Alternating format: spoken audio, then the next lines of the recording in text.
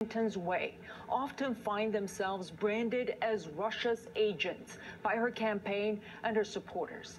The trend has become so pervasive that to many, it is starting to reek of Cold War McCarthyism, when many Americans were unfairly accused of disloyalty and pro-communist activity.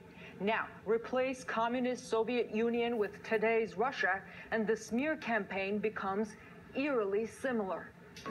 If a person defends the activities of communist nations while consistently attacking the domestic and foreign policy of the United States, she may be a communist.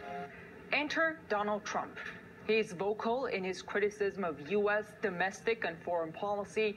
He wants good relations with Moscow, and he says NATO should not be anti-Russian. That's enough for the Clinton campaign to insinuate that Mr. Trump is a traitor. And why bother with evidence?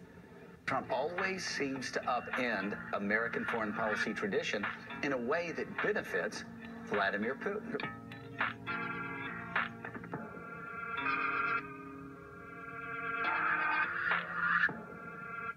WikiLeaks released thousands of emails showing that the Democratic Party used its resources, including media connections, to undermine Bernie Sanders in favor of Hillary Clinton.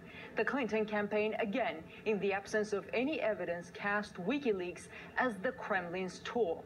Russian intelligence services, which are part of the Russian government, which is under the firm control of Vladimir Putin, hacked into the DNC, and we know that they arranged for a lot of those emails to be released. Because WikiLeaks does not reveal its sources, you can accuse it of being anyone's tool.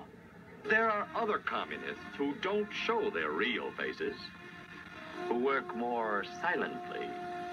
The media, which appeared to favor Hillary Clinton, spent a lot more time discussing the Clinton campaign pitched theory that Russia could be behind the leaks than they did covering what was in the leaks. Green Party nominee Jill Stein began to attract some of Bernie Sanders' supporters, and before long was cast by the Clinton camp as another Kremlin agent.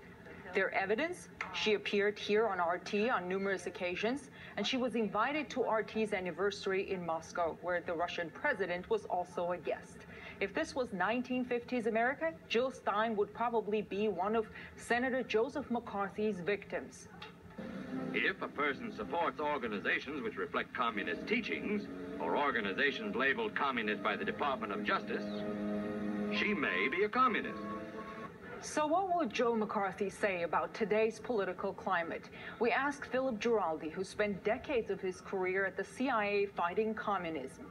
Would probably be in admiration of Hillary Clinton.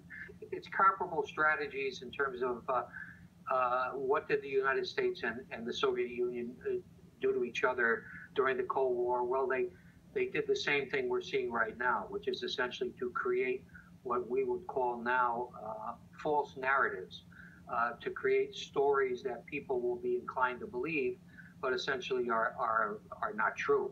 And so we see a lot of that happening. You see it happening when they are accusing Russia of interfering in our politics, when they're accusing of Donald Trump of being too and Jill Stein of being too friendly to Russian leaders and to the Russian state. It's again, it's a false narrative. History was not kind to Senator Joe McCarthy, whose witch hunt destroyed many people's careers. The subcommittee considering charges against Senator McCarthy ends almost a month's proceedings in Washington, finding their fellow senator acted in a manner they call contemptuous and reprehensible. The words that did remain in history were those of Counsel Joseph Welch, addressed to Senator McCarthy. But you've done enough. Have you no sense of decency, sir, at long last? The same words many would like to say today to those who engage in the kind of smear campaign where Secretary Clinton's opponents and journalists who expose her flaws are cast as Kremlin agents. In Washington, I'm Ganesh Shekyan, RT. At least 10 children were